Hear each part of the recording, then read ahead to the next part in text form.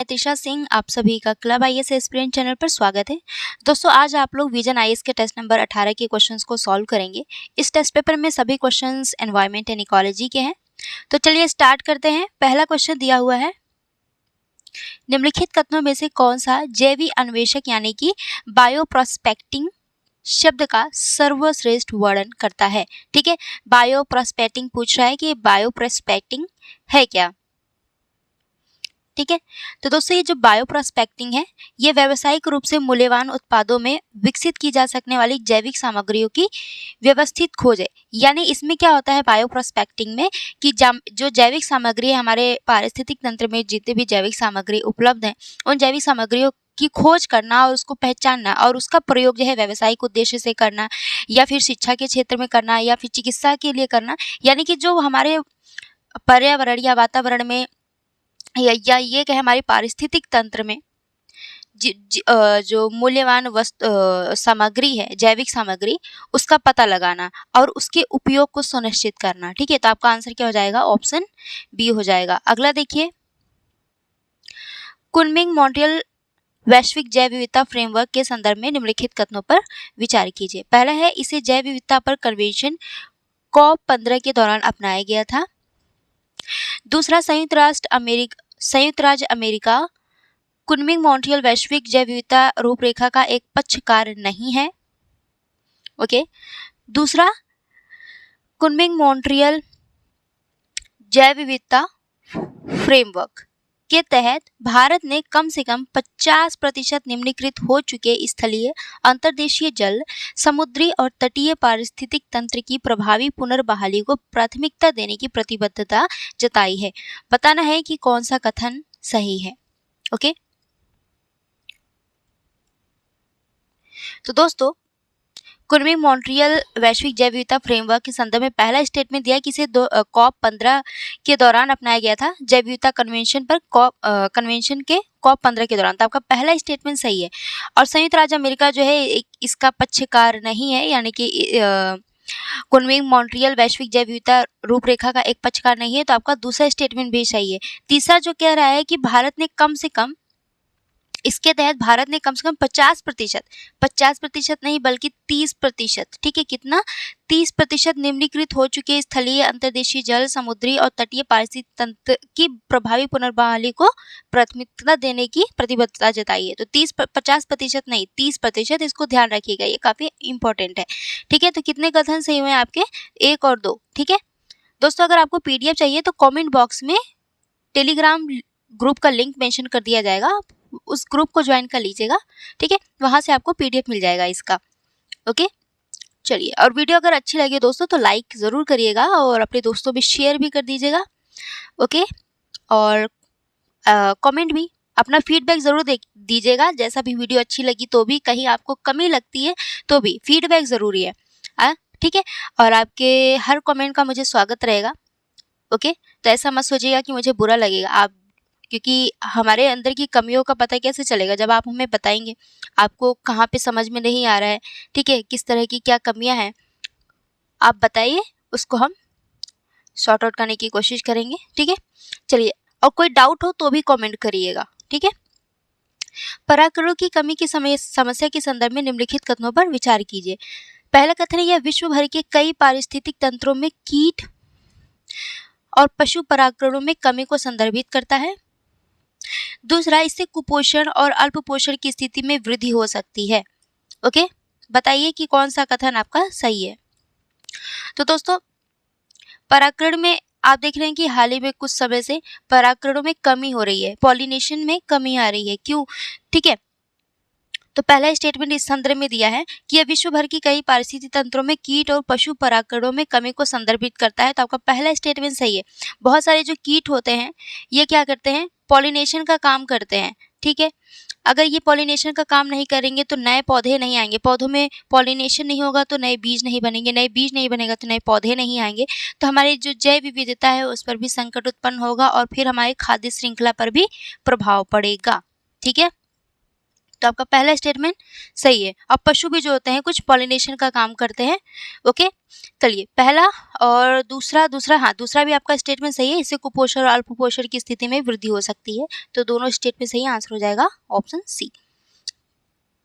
अगला देखिए, ठीक है, प्रोजेक्ट टाइगर के संदर्भ में निम्नलिखित कथनों पर विचार कीजिए। ओके, क्लियर दिख रहा है आप लोग को? पहला कथन दिया है, राष्ट्रीय बाघ संरक्षण प्राधिकरण यानी एनटीसीए भारत के प्रधानमंत्री की अध्यक्षता में कार्य करने वाला एक वैधानिक निकाय है। ठीक है, दूसरा दिया है कि बाघों की नवीनतम गणना के अनुसार भारत में विश्व की 70% से अधिक बाघ आबादी पाई जाती है। भारत में बाघ आबादी पाई जाती है विश्व की 70% से अधिक। ठीक है, तीसरा कह रहा है कि प्रोजेक्ट टाइगर के तहत राजस्थान में सबसे अधिक बाघ अभयारण्य है। ओके, कह रहा है कि राजस्थान में सबसे अधिक बाघ अभयारण्य है। बताना है कि कौन सा कथन आपका सही है। ओके, तो दोस्तों जो एनटीसीए है यानी कि राष्ट्रीय बाघ संरक्षण प्राधिकरण, इसका गठन जो है 2006 में हुआ था। ठीक है, प्रधानमंत्री की अध्यक्षता में कार्य करने वाला ये एक वैधानिक निकाय है। तो आपका पहला स्टेटमेंट सही है। ओके, नहीं, प्रधानमंत्री की अध्यक्षता में यहाँ पे ये स्टेटमेंट आपका गलत हो रहा है। प्रधानमंत्री की अध्यक्षता में, ये गलती आपको नहीं करनी है। ठीक है, आगे क्या कह रहा है कि प्रधानमंत्री की अध्यक्षता में कार्य करने वाला एक वैधानिक निकाय, एक वैधानिक निकाय तो है लेकिन प्रधानमंत्री इसकी अध्यक्षता नहीं करते हैं। फिर कौन करता है? केंद्रीय पर्यावरण, रुकिए मैं यहाँ लिख देती हूँ। ओके, केंद्रीय पर्यावरण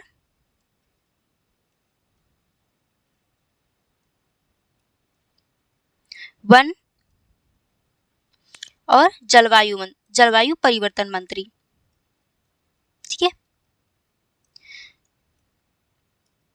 ठीक है, याद रहेगा आप लोग को। तो इसकी अध्यक्षता प्रधानमंत्री नहीं करते हैं, कौन करता है? तो केंद्रीय पर्यावरण वन और जलवायु परिवर्तन मंत्री द्वारा जो है इसकी अध्यक्षता यानी एनटीसीए की अध्यक्षता की जाती है। तो आपका पहला स्टेटमेंट गलत हो गया। दूसरा कह रहा है कि बाघों की नवीनतम गणना के अनुसार भारत में विश्व की 70% से अधिक बाघ आबादी पाई जाती है। तो ये आपका दूसरा स्टेटमेंट सही है। इस स्टेटमेंट को याद रखिएगा क्योंकि कहीं ना कहीं अगर इस तरह का क्वेश्चन आता है प्रोजेक्ट टाइगर से रिलेटेड तो ऐसा स्टेटमेंट आपके सामने रखेगा एग्जाम में। ठीक है, वहां पे आपको गलती नहीं करनी है। चलिए तीसरा देखिए, प्रोजेक्ट टाइगर के तहत राजस्थान सबसे ज्यादा बाघ अभ्यारण्य किस राज्य में? तो देखेंगे मध्य प्रदेश में 6 बाघ अभ्यारण्य है। राजस्थान में वर्तमान में अभी 4 है लेकिन पांचवे को मंजूरी दी गई है। लेकिन अभी वर्तमान में सबसे ज्यादा बाघ अभ्यारण्य कहाँ है? तो मध्य प्रदेश में, राजस्थान में नहीं है। तो आपका तीसरा जो है गलत हो गया। कितने कथन सही में? केवल एक। अच्छा, पूछा है कौन सा? तो दूसरा वाला सही है। ठीक है, तो आंसर हो जाएगा आपका ऑप्शन बी। राष्ट्रीय उद्यान दिया है और राज्य दिया हुआ है। ठीक है, गोइंडी राष्ट्रीय उद्यान कर्नाटका में है क्या? अच्छा, आप लोग एक बार आंसर करिए फिर मैं बताती हूँ। ओके, चलिए ऑप्शन देख लीजिए। ठीक है, ओके, तो गोइंडी राष्ट्रीय उद्यान ये कहाँ है? कर्नाटका में है क्या? गोइंडी राष्ट्रीय उद्यान कर्नाटका में नहीं, कहाँ पे है? तमिल में। गुइंडी से गुंडा शब्द आपको ध्यान आ रहा है? गुइंडी से गुंडा लोग क्या होते हैं? कहते हैं मिल तेरे को मैं बताता हूँ, है ना? ऐसे करके वो आपस में बात करते हैं ना, झगड़ा हो जाता है तो भाई मिल, गुंडे लोग बोलते हैं ना भाई मिल, यहाँ इस चौराहे पे आज एक लफड़ा हो गया है ना? तो गुंडे लोग मिलते हैं, मिल करके वो आपस में झगड़ा करते हैं। तो मिल से तमिल याद रखिएगा। कहाँ पे है? तमिलनाडु में। ठीक है, गुंडे लोग मिलते हैं तो गुंडी राष्ट्रीय उद्यान कहाँ है? मिलते हैं तो तमिलनाडु में। ठीक है, तो आपका पहला जो है यहाँ पे दिया है कर्नाटका, तो पहला गलत हो गया। दूसरा है बन्नेरघट्टा राष्ट्रीय उद्यान। क्या बन्नेरघट्टा राष्ट्रीय उद्यान आंध्र प्रदेश में है? तो दोस्तों ब से बन्नेर, ठीक है, ब से बंगलुरु, बन्नेर से बंगलुरु याद रखिएगा। कहाँ पे है ये? बंगलुरु में है। बंगलुरु कहाँ है? तो कर्नाटका में। ठीक है, कर्नाटका की राजधानी बंगलुरु है। तो ऐसे आप याद कर लीजिएगा, बस से बन्नेरघट्टा, बस से बंगलुरु, कहाँ पे है? कर्नाटका में। तो ये इसमें दिया है आंध्र प्रदेश, तो ये भी आपका गलत हो जाता है। ठीक है, अच्छा मेरी राइटिंग बड़ी गंदी लग रही है ना, लेकिन मैं क्या करूँ, इस पे ना स्क्रीन पे अच्छी नहीं आती है। और गुरु घासीदास राष्ट्रीय उद्यान छत्तीसगढ़ में, ये आपका सही है। मृगवनी राष्ट्रीय उद्यान ये आपका तेलंगाना में है। ठीक है, मृगवनी राष्ट्रीय उद्यान तेलंगाना में है, गुरु घासीदास छत्तीसगढ़ में। ठीक है, 36 लोगों को दास बनाया गया था। ठीक है, 36 लोगों को दास बनाया गया था। कहाँ? घास पे 10 लोगों को बैठा दिया गया था वहां पे उनको काम करने के लिए।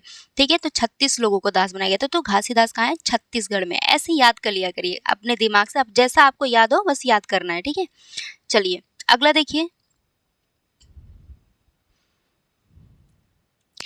निम्नलिखित कथनों में से कौन सा हाल ही में सुर्खियों में रहे परख राष्ट्रीय सर्वेक्षण 2024 के मुख्य उद्देश्य का सर्वोत्तम रूप से वर्णन करता है। ठीक है, परख राष्ट्रीय सर्वेक्षण 2024 के संदर्भ में आपको आंसर करना है। ठीक है, इसका मुख्य उद्देश्य क्या है वो बताना है। तो दोस्तों, परख राष्ट्रीय सर्वेक्षण क्या है? इसमें स्कूली छात्रों के प्रदर्शन को मापना और उसे समझना। ठीक है, इसका उद्देश्य है। ये एक शैक्षिक मूल्यांकन सर्वेक्षण है, परख। ठीक है, अगर हम इसका आंसर की बात करें तो इसका आंसर है आपका ऑप्शन ए, व्यवस्था स्तरीय प्रमुख विषयों में स्कूलों के प्रदर्शन का आकलन करना और PISA जैसे अंतरराष्ट्रीय सर्वेक्षणों के साथ संरेखित करना। ठीक है, आंसर हो जाएगा आपका ऑप्शन ए। ये क्या करता है? स्कूली छात्र होते हैं, स्कूली छात्रों का प्रदर्शन को मापता है और उनके समझ को देखता है कि अभी उनके में कितना विकास हुआ है, शैक्षिक विकास बच्चों में, उसको देखता है। ठीक है, चलिए अगला देखिए, भारत में विद्यमान प्राकृतिक विश्व धरोहर स्थलों के संदर्भ में निम्नलिखित कथन पर विचार कीजिए। ठीक है, पहला कथन है कि सुंदरवन भारत का सबसे बड़ा प्राकृतिक विश्व धरोहर स्थल है। दूसरा, कंचनजंगा राष्ट्रीय उद्यान भारत का एकमात्र मिश्रित प्राकृतिक विश्व धरोहर स्थल है जिसका सांस्कृतिक और प्राकृतिक दोनों महत्व है। सांस्कृतिक और प्राकृतिक दोनों महत्व है। ठीक है, बताना है कि कौन सा आपका कथन सही है। बहुत अच्छा क्वेश्चन है। ठीक है, तो दोस्तों पहला जो कह रहा है कि सुंदरवन जो है भारत का सबसे बड़ा प्राकृतिक विश्व धरोहर स्थल है, तो सुंदरवन नहीं बल्कि पश्चिमी घाट है। ठीक है, पश्चिमी घाट है ये सुंदरवन। दूसरा प्राकृतिक सबसे बड़ा दूसरा प्राकृतिक विश्व धरोहर स्थल है। ठीक है, दूसरा है सुंदरवन। पश्चिमी घाट जो है आपका पहला है। ठीक है, तो आपका पहला स्टेटमेंट गलत हो गया। सबसे बड़ा प्राकृतिक विश्व धरोहर स्थल कौन सा है? तो पश्चिमी घाट है। सुंदरवन दूसरा है। ठीक है, भारत का। दूसरा कह रहा है कि कंचनजंगा जो है राष्ट्रीय उद्यान, कंचनजंगा राष्ट्रीय उद्यान भारत का एकमात्र मिश्रित प्राकृतिक विश्व धरोहर स्थल है जिसका सांस्कृतिक और प्राकृतिक दोनों महत्व है। तो ये दूसरा स्टेटमेंट आपका सही है। ठीक है, कि कंचनजंगा राष्ट्रीय उद्यान जो है भारत का मिश्रित प्राकृतिक विश्व धरोहर स्थल है और एकमात्र है। अभी एक ही है जिसको मिश्रित प्राकृतिक विश्व धरोहर स्थल के रूप में नामित किया गया, कंचनजंगा राष्ट्रीय। अब बताना है आपको कंचनजंगा राष्ट्रीय उद्यान कहाँ है। ठीक है, तो आंसर क्या हो जाएगा आपका? Option B.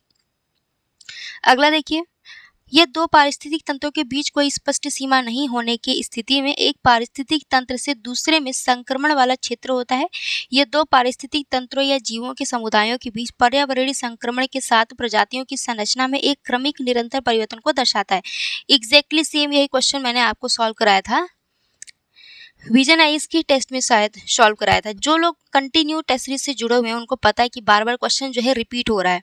ठीक है, तो इसमें क्या कह रहा है दोस्तों कि दो पारिस्थितिक तंत्रों के बीच कोई स्पष्ट सीमा नहीं होती है। ठीक है, जैसे आप जा रहे हो कहीं रोड पे, ठीक है, आप देखेंगे छोटे छोटे घास हैं, छोटे छोटे घास, छोटे छोटे पौधे, फिर ऐसे ऐसे आगे बढ़ेंगे तो आप देखेंगे बड़े बड़े जंगल देखने को मिलेगा। ठीक है, पहले तो आप देखेंगे एकदम विरल क्षेत्र था, हल्के फुल्के घास के मैदान थे, छोटे छोटे पौधे थे। धीरे धीरे जैसे जैसे आप बढ़ेंगे छोटे छोटे पौधे, फिर उससे बड़े बड़े पौधे, उसके बाद फिर एकदम घने जंगल वाले रास्तों में आप चले जाएंगे। तो यहाँ पे कोई आपको स्पष्ट सीमा विभाजन नहीं देखने को मिलेगी कि ये सीमा है और इसके बाद यहाँ से फिर पूरा एकदम घास ही घास दिखेगा, ऐसा तो है नहीं। ठीक है, तो यहाँ पे क्या है कि धीरे धीरे परिवर्तन आपको देखने को मिलेगा। कोई स्पष्ट सीमा नहीं है कि बड़े पेड़ पौधे से अचानक से घास का मैदान आ गया, ऐसा नहीं देखने को मिलेगा आपको। तो इसको क्या कहेंगे? इसको क्या कहेंगे? ठीक है, प्रजातियों की संरचना में एक क्रमिक और निरंतर परिवर्तन को भी दर्शाता है। देखेंगे धीरे धीरे जैसे जैसे आप घास से या घास के मैदान से धीरे धीरे जंगलों की तरफ बढ़ेंगे तो वहां पे आप देखेंगे जीवों में परिवर्तन देखने को मिलेगा, प्रजातियों में एक क्रमिक परिवर्तन देखने को मिलेगा। इसे क्या कहेंगे? इकोक्लाइन कहेंगे। इसको याद रखिएगा, ये बहुत इंपॉर्टेंट है, बार बार ये क्वेश्चन रिपीट हो रहा है। ठीक है, चलिए अगला देखिए, ठंडी जलवायु वाले स्तनधारियों के कान सामान्यतः छोटे होते हैं ताकि उष्मा की क्षति न्यूनतम हो। ध्रुवीय समुद्रों में रहने वाले जलीय जीवों की त्वचा के नीचे वसा की एक मोटी परत होती है जो शरीर की उष्मा की गति को कम करती है। ओके, बताना है कि कौन सा आपका कथन सही है। तो दोस्तों, जैसे कि आप लोग को पता है कि ठंडी जलवायु वाले जो ठंडे प्रदेशों में रहने वाले जो जीव होते हैं, उनके कान, उनके जो कान होते हैं, पूंछ होते हैं, बहुत छोटे होते हैं। क्यों छोटे होते हैं? ताकि ताकि जो है उष्मा की जो ह्रास है वो कम से कम हो सके, उनके शरीर से उष्मा कम से कम बाहर निकल सके। ठीक है, आपका पहला स्टेटमेंट सही है। देखें, यहाँ पे जो ध्रुवीय भालू होता है उसका कान ऐसे छोटा सा होता है ना, ताकि यहाँ से उष्मा जो है इनके शरीर से कम इस कान से निकल सके। ओके, चलिए दूसरा देखिए, ध्रुवीय समुद्रों में रहने वाले जलीय जीव। देखो, जो जलीय जीव होते हैं ध्रुवीय समुद्रों में, इनके इनके जो त्वचा होती है, उनके त्वचा के नीचे जो है काफी ज्यादा वसा की एक मोटी परत होती है। ये जो वसा की मोटी परत होती है उष्मा को बाहर निकलने नहीं देती है, यानी कि बॉडी के टेम्परेचर को मेंटेन रखती है।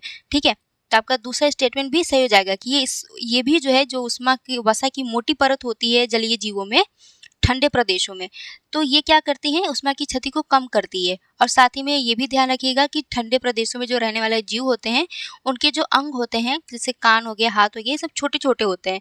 छोटे क्यों होते हैं? ताकि उष्मा की क्षति न्यूनतम हो सके। तो ये दोनों इंपॉर्टेंट है लाइन, ध्यान रखिएगा। आंसर हो जाएगा आपका ऑप्शन सी। मेलेनिस्टिक बाघों के संदर्भ में निम्नलिखित कथनों पर विचार कीजिए। पहला कथन, इन बाघों की त्वचा गहरे रंग की होती है जिस पर धारियां होती हैं, जो आनुवंशिक उत्परिवर्तन के कारण लगभग काली दिखाई देती हैं। ठीक है, अगर मेलानिन है, मेलानिन की वजह से अगर हमारे स्किन में मेलानिन की मात्रा ज्यादा पाई जाती है तो स्किन का रंग क्या होता है? गहरा होता है। ठीक है, तो यही आपका मेलेनिस्टिक बाघों से रिलेटेड आपका क्वेश्चन है। ठीक है, दूसरा है, ओडिशा में सिमलीपाल टाइगर रिजर्व ऐसे मेलेनिस्टिक बाघों का आश्रय स्थल है। ठीक है, बताना है कि कौन सा कथन आपका सही है। ओके, तो दोस्तों पहला कथन जो दे रहा है कि पहला कथन आपका कि इन बाघों में जो मेलानिस्टिक बाघ होते हैं, इन बाघों की जो त्वचा होती है गहरे रंग की होती है और इस पर धारियां भी होती हैं। तो आपका पहला स्टेटमेंट सही है। और जो आनुवंशिक उत्परिवर्तन के कारण लगभग काली दिखाई देती है, तो आनुवंशिक उत्परिवर्तन होता है इसमें, इसी वजह से ये लगभग काली दिखाई देती है। तो एक होता है, इनमें जीन होता है जिसका नाम है ताकपेप। ताकपेप जीन में उत्परिवर्तन के कारण जो है ऐसा होता है बाघों में कि इनका कलर जो है काली मतलब कि इनका रंग जो है काला हो जाता है। ठीक है, इनके त्वचा का रंग जो है काला हो जाता है। तो आपका पहला स्टेटमेंट सही है, ताकपेप जीन, ये ध्यान रखिएगा नाम। दूसरा है, उड़ीसा में सिमलीपाल टाइगर रिजर्व। ठीक है, ओडिशा पाल में सिमलीपाल टाइगर रिजर्व है, यहाँ पे मेलेनिस्टिक बाघों का आश्रय स्थल आपको देखने को मिलेगा। तो दोनों ही स्टेटमेंट सही है, आंसर हो जाएगा आपका ऑप्शन सी। अगला है, कभी कभी सुर्खियों में रहा नेचर रेस्टोरेशन लॉ निम्नलिखित में से किससे संबंधित है? तो दोस्तों ये नेचर रेस्टोरेशन लॉ जो है यूरोपीय संघ से संबंधित है। तो आपका आंसर हो जाएगा ऑप्शन ए। ठीक है, अगला देखिए। ठीक है, ये क्वेश्चन भी बहुत बार रिपीट हुआ है। हर बार जब भी आप एनवायरमेंट लगाएंगे तो ये क्वेश्चन रिपीट होता ही होता है। ये जैसे समझ लो कि, और यूपीएससी का ये फेवरेट क्वेश्चन भी रहा है एक समय में। ठीक है, कोई भरोसा नहीं कि आने वाले समय में भी इस क्वेश्चन को अलग तरीके से आपके सामने रख सकता है। ठीक है, सहभोजिता। सहभोजिता में क्या होता है? इसमें दिया है कि दोनों प्रजातियों के लिए लाभकारी होता है। स्पर्धा में कह रहा है कि हानिकारक, एक के लिए हानिकारक होता है और अन्य जो है अप्रभावित होता है।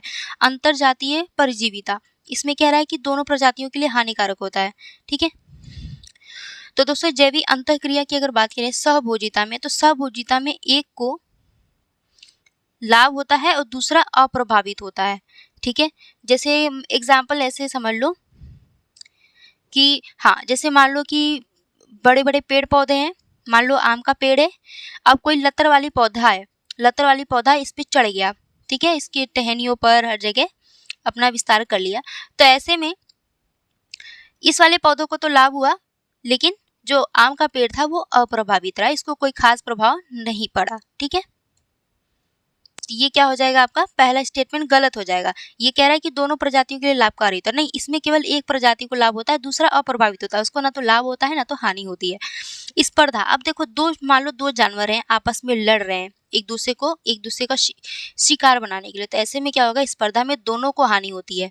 ठीक है, इस स्पर्धा में दोनों को हानि होती है, तो दूसरा आपका गलत हो गया। इसमें कह रहा है कि एक के लिए हानिकारक लेकिन अनेक की प्रजाति अप्रभावित होती है, यहाँ पे ये गलत हो गया। ओके, तीसरा कह रहा है अंतरजातीय परिजीविता। अंतरजातीय परिजीविता में क्या होता है, इसमें एक को हानि होती है और दूसरा अप्रभावित रहता है। ओके, एक को हानि होगी और दूसरा जो है अप्रभावित रहेगा। इसमें कह रहा है कि दोनों प्रजातियों के लिए हानिकारक होती है, तो दोनों प्रजातियों की नहीं हानि, केवल एक प्रजाति जो है, एक प्रजाति को हानि होती है और दूसरा जो है अप्रभावित रहता है। तो तीसरा भी स्टेटमेंट आपका गलत हो गया। तो आंसर क्या हो जाएगा आपका, कोई भी नहीं सही सुमेलित है। ठीक है, चलिए अगला देखिए। भारत में मिरिस्टिका दलदली वन मुख्यतः निम्नलिखित में से किस क्षेत्र में पाई जाती है। मिरिस्टिका दलदली वन भूमि मुख्यतः किस क्षेत्र में पाई जाती है, तो भारत के पश्चिमी घाट में पाई जाती है। ठीक है, यहाँ पे एक मिरिस्टिका मैग्निफिका नामक प्रजाति होती है, यहाँ पे बहुत ज़्यादा पाई जाती है। पश्चिमी घाट के साथ साथ ये अंडमान और निकोबार द्वीप समूह में भी मिरिस्टिका दलदली वन भूमि जो है पाई जाती है, तो इसको ध्यान रखिएगा। चलिए अगला देखिए। हाल ही में सुर्खियों में रहा डेमचोक कहाँ स्थित है। डेमचोक जो है दोस्तों कहाँ स्थित है, तो दक्षिण पूर्व लद्दाख में स्थित है, दक्षिण पूर्वी लद्दाख में।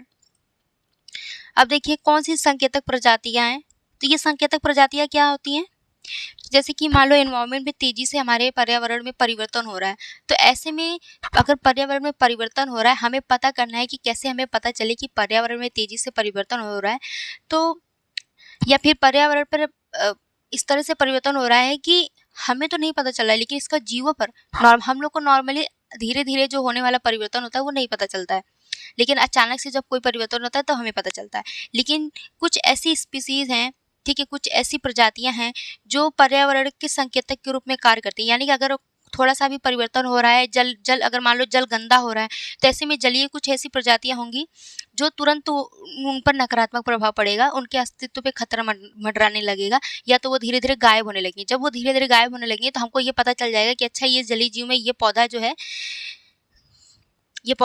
विलुप्त हो रहा है, ठीक है, धीरे धीरे खत्म हो रहा है। तो इसका मतलब हम समझ जाएंगे कि यहाँ पे जो जलीय परितंत्र ये प्रदूषित हो चुका है। या फिर कोई मान लो जैसे गौरैया है या फिर काई मॉस है, ये जो काई होता है ये क्या होता है, ये वायुमंडल से अपना भोजन प्राप्त करता है, अपना पोषण प्राप्त करता है। अगर वायु प्रदूषित होता है तो सबसे पहले प्रभाव जो है इन पर ही पड़ता है। ठीक है, तो यही जो है आपका संकेतक प्रजातियां होती हैं। ये संकेतक प्रजातियां जो हमें संकेत करती हैं कि अब जो है एनवायरनमेंट में तेजी से बदलाव आ रहा है, प्रदूषण हो रहा है, या जल प्रदूषण हो रहा है, वायु प्रदूषण हो रहा है, ठीक है, या भूमि प्रदूषण है। इससे हमको इन इंडिकेटर्स स्पीसीज से पता चलता है। तो हाँ, पूछा है कि कितने कौन कौन सी संकेतक प्रजातियां या इंडिकेटर स्पीसीज हैं, तो ये चारों ही इंडिकेटर स्पीसीज हैं। ठीक है, ट्यूबिफेक्स, गौरैया, काई और नदी उदबिलाव। ओके, जो ये ट्यूबिफेक्स ये जल प्रदूषण को बताता है बहुत तेजी से। उसमें अगर जल में प्रदूषण बढ़ता है तो सबसे पहले प्रभाव इन पर ही पड़ता है, ट्यूबिफेक्स पर। तो आपका आंसर क्या हो जाएगा, ऑप्शन डी हो जाएगा। चलिए अगला देखिए। जैव विविधता हॉटस्पॉट नॉर्मन मॉयर्स द्वारा प्रस्तुत एक अवधारणा है जो जैव भौगोलिक क्षेत्र के रूप में है, जिसमें जैव विविधता का महत्वपूर्ण स्तर है और जो मानव पर्यावास से खतरे में है। तो इस कथन में आपको विचार करना है जैव विविधता के संदर्भ में। ठीक है, जैव विविधता हॉटस्पॉट क्या होता है, जहाँ पे जीवों की विविधता बहुत ज्यादा पाई जाती है। ठीक है, जहाँ पे प्रजातियों में विविधता बहुत ज्यादा पाई जाती है, चाहे वह पादप प्रजाति हो या फिर जंतु प्रजाति हो, वहाँ पे विविधता बहुत ज्यादा देखने को मिलेगा। और स्थानिक प्रजाति आपको बहुत अच्छा, मतलब वहाँ पे स्थानिक प्रजाति भी आपको व्यापक मात्रा में देखने को मिलेगी। तो ऐसे क्षेत्रों को जैव विविधता हॉटस्पॉट घोषित किया जाता है। ठीक है, पहला देखिए कथन क्या कह रहा है कि ये क्षेत्र जो है, ये क्षेत्र प्रजातियों के संदर्भ में अत्यंत समृद्ध होते हैं, इनमें उच्च स्थानिकता पाई जाती है और इनके इस उच्च स्थानिकता मतलब है अगर कोई जीव स्थानिक है, स्थानिक प्रजाति का मतलब है कि स्पेशली वो उसी क्षेत्र में उगता हो, कहीं और ये अपना अस्तित्व बनाने में इनको संकट आती हो। लेकिन ये जो है स्थानिक प्रजाति होती है, स्पेशली किसी स्थान पर ही उगते हैं, किसी अन्य स्थान पर ये नहीं उग सकते हैं, किसी अन्य एनवायरनमेंट में नहीं उग सकते हैं। ठीक है, तो इसको स्थानीय प्रजाति कहा जाता है। तो पहला कह रहा है कि ये प्रजातियों के संदर्भ में अत्यंत समृद्ध होते हैं। ठीक है, यानी कि यहाँ प्रजातियां बहुत ज़्यादा देखने को मिलता है, इनमें उच्च स्थानिकता पाई जाती है। ठीक है, और इनके समक्ष निरंतर खतरा बना रहता है। ठीक है, अब देखिए दूसरा कथन कह रहा है कि इनमें मूल प्राकृतिक वनस्पति का 30% या उससे कम भाग विद्यमान होता है। ओके, मूल प्राकृतिक वनस्पति का 30% या उससे कम भाग जो है यहाँ पे विद्यमान होता है जैव विविधता हॉटस्पॉट में। तीसरा कह रहा है कि कुल जैव विविधता हॉटस्पॉट में से 36 भारत में स्थित है। कितने कह रहा है? 36। भारत में कुल कितने जैव विविधता हॉटस्पॉट है ये आपको पता होना चाहिए। अगर ये पता होगा तो इस बेसिस पे आप आंसर कर लेंगे। ठीक है, पूछा है कितने कथन आपके सही है। ओके, तो दोस्तों यहाँ पे आपका जो पहला स्टेटमेंट है, आपका पहला स्टेटमेंट सही कह रहा है कि यहाँ पे जो है आपको प्रजातियां आपको ज़्यादा देखने को मिलेगी और उच्च स्थानिकता वाली प्रजाति पाई जाती है यहाँ पे। और निरंतर यहाँ पे खतरा भी बना रहता है। जो जैव विविधता हॉटस्पॉट होते हैं वहाँ पे अगर किसी भी तरह का एनवायरनमेंट अगर प्रदूषण बढ़ रहा है तो ऐसी स्थिति में वहाँ की जो स्थानीय प्रजाति होती हैं उन पर नकारात्मक प्रभाव पड़ता है। ठीक है, तो आपका पहला स्टेटमेंट सही है। दूसरा कह रहा है कि मूल प्राकृतिक वनस्पति का 30% या उससे कम भाग विद्यमान होता है, तो दूसरा भी सही है। लेकिन तीसरा कह रहा है कि भारत कुल जैव विविधता हॉटस्पॉट में से 36 भारत में स्थित है। देखो जैव विविधता हॉटस्पॉट भारत में 4 है। कौन कौन से? हिमालयन रेंज आपका हॉटस्पॉट में आता है। इंडो बर्मा क्षेत्र आपका हॉटस्पॉट में आता है। इंडो बर्मा क्षेत्र आपका हॉटस्पॉट में आता है। पश्चिमी घाट आपका हॉटस्पॉट में आता है। ठीक है, और सूडालैंड वाला क्षेत्र और सूडालैंड वाला, ये ध्यान रखिएगा। तो ये तीसरा आपका गलत हो गया। कितने टोटल कितने सही सुमेलित थे? केवल 2 सही। सुमेलित नहीं मतलब कितने कथन सही है, तो केवल 2 कथन सही है। ठीक है, चलिए अगला देखिए। कभी कभी मीडिया में टार्डिग्रेड पद का उल्लेख निम्नलिखित के संदर्भ में किया जाता है। ठीक है, ये टार्डिग्रेड क्या है? तो टार्डिग्रेड जो होता है चरम पर्यावरणीय परिस्थितियों में जीवित रहने में सक्षम एक सूक्ष्म जीव के संदर्भ में। ठीक है, यानी ये जो टार्डिग्रेड है एक सूक्ष्म जीव है, एक अकशेरुकी जीव है, 8 पैर वाला जीव है। ठीक है, ये जो जीव है आप इसको हर जगह हर एनवायरनमेंट पे आप लोगों को देखने को मिलेगा। यहाँ तक कि ये अंतरिक्ष में भी जो है बाह्य पृथ्वी के अन्य ग्रहों पर भी आपको ये टार्डिग्रेड देखने को मिलेगा। और ये जो टार्डिग्रेड होते हैं ना, ये चरम पर्यावरणीय परिस्थितियों में भी जीवित रह सकते हैं। ठीक है, तो आपका आंसर क्या हो जाएगा? ऑप्शन बी हो जाएगा। चलिए अगला देखिए। भारत में टाइगर रिजर्व के संदर्भ में निम्नलिखित कथनों पर विचार कीजिए। पहला कथन है कि सुंदरबन टाइगर रिजर्व में क्रिटिकल टाइगर हैबिटेट के अंतर्गत सबसे बड़ा क्षेत्र है। ओके, ठीक है, टाइगर रिजर्व की बात कर रहा है। दूसरा है कि सभी टाइगर रिजर्वों में से जिम कॉर्बेट टाइगर रिजर्व में सर्वाधिक बाघ घनत्व है। ओके, तो क्रिटिकल टाइगर हैबिटेट के अंतर्गत सबसे बड़ा क्षेत्र क्या सुंदरबन टाइगर रिजर्व है? ऑप्शन देख लीजिए आप लोग। तो नहीं। ठीक है, क्रिटिकल टाइगर हैबिटेट्स जो है, क्रिटिकल टाइगर हैबिटेट्स के अंतर्गत सबसे बड़ा क्षेत्र आपका नागार्जुन सागर श्रीशैलम टाइगर रिजर्व है। ठीक है, नागार्जुन सागर श्रीशैलम टाइगर रिजर्व में क्रिटिकल टाइगर हैबिटेट के अंतर्गत सबसे बड़ा क्षेत्र है। सुंदरबन टाइगर रिजर्व में नहीं, तो आपका पहला गलत हो गया। ठीक है, नागार्जुन सागर श्रीशैलम ध्यान रखिएगा। और दूसरा स्टेटमेंट आपका सही है कि सभी टाइगर रिजर्वों में से जिम कॉर्बेट टाइगर रिजर्व में सर्वाधिक बाघ घनत्व है। तो सबसे ज्यादा बाघ घनत्व आपको किस टाइगर रिजर्व में देखने को मिलेगा? तो सबसे ज्यादा बाघ घनत्व आपको जिम कॉर्बेट टाइगर रिजर्व में देखने को मिलेगा। और अगर ऐसे क्वेश्चन पूछा जाए, ठीक है, सबसे ज्यादा बाघ घनत्व तो आपको यहाँ पे मैं सिर्फ घनत्व लिखती हूँ, आप समझ जाइएगा। सबसे ज्यादा बाघ घनत्व तो आपको जिम कॉर्बेट, ठीक है, जिम कॉर्बेट टाइगर रिजर्व में, उसके बाद काजीरंगा टाइगर रिजर्व में, ठीक है, काजीरंगा टाइगर रिजर्व में, फिर उसके बाद आपको नागरहोल टाइगर रिजर्व में, उसके बाद फिर औरंग टाइगर रिजर्व में। तो ये जो है बाघ घनत्व ध्यान रखिएगा, एग्जाम में बहुत क्वेश्चन पूछा जाता है इस तरह का, यूपीएससी में पूछ सकता है। ठीक है, तो सबसे ज्यादा बाघ घनत्व तो कॉर्बेट टाइगर रिजर्व, फिर Kaziranga tiger reserve, Nagarhole tiger reserve, Orang tiger reserve. और अगर संख्या की दृष्टि से हम लोग बात करें तो संख्या की दृष्टि से आपका क्या आएगा? तो संख्या की दृष्टि से सबसे ज्यादा किस टाइगर रिजर्व में बाघ पाए जाते हैं? सबसे ज्यादा टाइगर रिजर्व आपका जिम कॉर्बेट टाइगर रिजर्व। ठीक है, सबसे ज्यादा बाघ कहाँ पाए जाते हैं, किस टाइगर रिजर्व पाए जाते हैं? तो कॉर्बेट टाइगर रिजर्व में। उसके बाद फिर नागरहोल टाइगर रिजर्व में। ठीक है, उसके बाद फिर सब कहाँ पाया जाता है सबसे ज्यादा टाइगर? तो बांदीपुर टाइगर रिजर्व में। ठीक है, तो याद रहेगा आप लोग को, भूलिएगा नहीं। ओके, तो आपका दूसरा गलत, पहला गलत था, दूसरा सही है, तो आंसर क्या हो जाएगा? ऑप्शन बी हो जाएगा। अगला देखिए, हाल ही में भारत को वैश्विक संस्कृति संरक्षण सूचकांक यानी ग्लोबल नेचर कंजर्वेशन इंडेक्स के तहत 180 देशों में से 176वें स्थान पर रखा गया है। इसे जारी किया जाता है। तो दोस्तों इसको जो है एक वेबसाइट है biodb.com, ठीक है, उसकी सहायता से इसे जारी किया जाता है, तो इनमें से कोई भी नहीं है, ठीक है, तो आंसर क्या हो जाएगा? ऑप्शन डी हो जाएगा। अगला देखिए, देखिए ये घास के मैदान एग्जाम में बहुत पूछते हैं, ठीक है, जो ये बेसिक चीज है आपको ये याद होना चाहिए, ठीक है, ये बेसिक चीज है, कहाँ पे कौन सा टाइगर रिजर्व है, कौन सा वन्य जीव अभ्यारण्य कहाँ पे है, ठीक है, आपको ये सब याद है, हॉटस्पॉट कहाँ पे भारत में सबसे ज्यादा पाए जाते हैं, ये सब बेसिक है, यहाँ से आपका क्वेश्चन गलत नहीं होना चाहिए, ठीक है। प्रेरी, प्रेरी घास का मैदान एक बार आप लोग देख ले कितने सही सुमेलित हैं, ये पूछा है, तो प्रेरी ये सभी शीतोष्ण घास के मैदान है, ठीक है, तो ये भी ध्यान रखिएगा, शीतोष्ण में प्रेरी, वेल्ड, पंपास, स्टेपी आएंगे, ठीक है।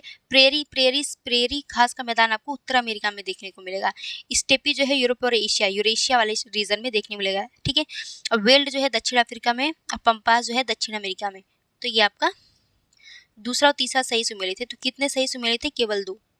ओके, चलिए, पोषण स्तर दिया है उदाहरण, ठीक है, पहला पोषण स्तर में दिया है जंतु प्लवक, दूसरा पोषण स्तर में दिया है पादप प्लवक, तीसरा पोषण स्तर में दिया है टिड्डा, ठीक है, बताना है कितने सही सुमेलित है। दोस्तों ये जो जंतु प्लवक होते हैं, क्या ये जंतु प्लवक पहला पोषण स्तर होता है? क्या ये पहले पोषण स्तर के अंतर्गत आता है? नहीं, ये जंतु प्लवक जो है, ये जो जू प्लैंक्टन्स होते हैं, ये दूसरे पोषण स्तर के अंतर्गत आते हैं, और जो ये पादप प्लवक होते हैं, ये पहले पोषण स्तर के अंतर्गत आते हैं, ठीक है। एक पोषण से दूसरे पोषण स्तर की बात हो रही है इसमें, ठीक है, तो पहले पोषण स्तर में पादप प्लवक आएगा, पादप प्लवक पहले पोषण स्तर पे आएगा, तभी तो इसको कोई और खाएगा, दूसरा पोषण स्तर का कोई जीव जो है इस पादप को खाएगा। जैसे घास है, घास जो है आपका प्रथम पोषण स्तर पर आएगा। अब घास में हिरण, हिरण क्या है? हिरण या खरगोश, ये दूसरा पोषण स्तर है। शेर हो गया आपका, शेर ये आपका तीसरा पोषण स्तर हो गया, ठीक है।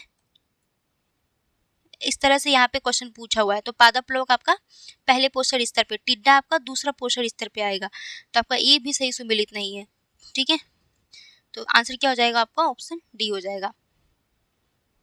चलिए अगला देखिए, मैंग्रोव के संदर्भ में दिया है, ये भी इंपॉर्टेंट है। भारत में मैंग्रोव के संदर्भ में निम्नलिखित कथनों पर विचार कीजिए। भारत में मैंग्रोव का सबसे अधिक क्षेत्र जो है पश्चिम बंगाल में है। दूसरा, विश्व के कुल मैंग्रोव क्षेत्र में भारत का हिस्सा 20% से अधिक है, ठीक है। तीसरा कह रहा है कि मैंग्रोव के वृक्षों में जरायुज बीज प्रसार तंत्र होता है, ठीक है।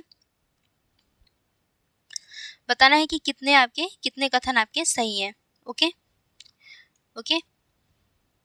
तो दोस्तों पहला आपका स्टेटमेंट जो कह रहा है कि भारत में मैंग्रोव का सबसे अधिक क्षेत्र जो है पश्चिम बंगाल में है, तो आपका पहला स्टेटमेंट सही है, ठीक है। देखो एक और इसमें बात याद रखिएगा कि मैंग्रोव जो है न केवल खारे पानी में ही बल्कि ये मीठे पानी में भी उग सकते हैं, न केवल ये मीठे जलीय सतहों पर बल्कि ये चट्टानी सतहों पर और रेतीली सतहों पर भी उग सकते हैं। तो ये स्टेटमेंट आपको दे सकता है, ये क्लियरली मेंशन है, दृष्टि की बुक जब पढ़ेंगे तो यहाँ पे ये पॉइंट दिया हुआ है, ठीक है। तो वहाँ पे आपको ये स्टेटमेंट गलत नहीं करना है, ठीक है। और इस शीतोष्ण और उष्ण क्षेत्रों में, दोनों उपोष्ण और उष्ण दोनों क्षेत्रों में ये उग सकते हैं, ठीक है, दोनों तरह के जलवायु में। तो आपका पहला स्टेटमेंट आपका सही है। दूसरा कह रहा है कि विश्व के कुल मैंग्रोव क्षेत्र में भारत का हिस्सा 20% है। भाई अगर भारत का हिस्सा मैंग्रोव, कुल विश्व के कुल मैंग्रोव क्षेत्र में भारत का अगर 20% हिस्सा होता तो भारत में मैक्सिमम जगह पे आपको मैंग्रोव वन देखने को मिलता। क्या ऐसा है क्या? 20% बहुत बड़ा होता है, ठीक है, बहुत बड़ी डेटा होती है। 3%, ठीक है। विश्व के कुल मैंग्रोव क्षेत्र में भारत का हिस्सा कितना है? 3% है, न कि 20% से अधिक। तो यहाँ पे 2 गलत हो गया। तीसरा कह रहा है कि मैंग्रोव, हाँ देखो, जरायुज बीज प्रसार तंत्र यानी कि विवोपेरस, ठीक है, ये वाइवोपेरस सीड्स डिस्पर्सल मैकेनिज्म, ये क्या होता है? जरायुज बीज प्रसार तंत्र।